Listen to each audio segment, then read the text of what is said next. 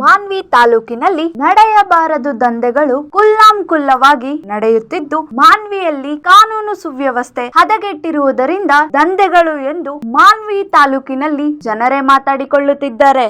ರಾಯಚೂರು ಜಿಲ್ಲೆಯ ಮಾನ್ವಿ ತಾಲೂಕಿನ ಹೊರವಲಯದಲ್ಲಿ ವೇಶ್ಯಾವಾಟಿಕೆ ದಂಧೆ ನಡೆಯುತ್ತದೆ ಎಂಬ ಖಚಿತ ಮಾಹಿತಿ ಮೇರೆಗೆ ಮಾನ್ವಿ ಪಿಐ ಕೆಂಚಾರೆಡ್ಡಿ ನೇತೃತ್ವದಲ್ಲಿ ಸಿಬ್ಬಂದಿ ದಾಳಿ ಮಾಡಿ 11 ಜನ ಆರೋಪಿಗಳನ್ನು ಬಂಧಿಸಿದ್ದಾರೆ.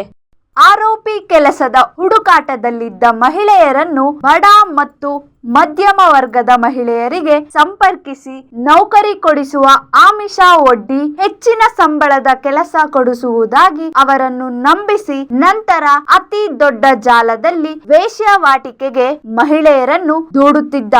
ಖಚಿತ ಮಾಹಿತಿ ಮೇರೆಗೆ ಅತಿ ದೊಡ್ಡ ವೇಶ್ಯಾವಾಟಿಕೆಯ ಅಡ್ಡ ಮೇಲೆ ಕಾರ್ಯಾಚರಣೆಯು ನಡೆದಿದ್ದು, ಈ ಕಾರ್ಯಾಚರಣೆ ವೇಳೆಯಲ್ಲಿ 2 ಸಂತ್ರಸ್ತೆಯರನ್ನು ರಕ್ಷಿಸಿ ಸ್ವಾಂತನ ಕೇಂದ್ರಕ್ಕೆ ಕಳಿಸಿದ್ದಾರೆ.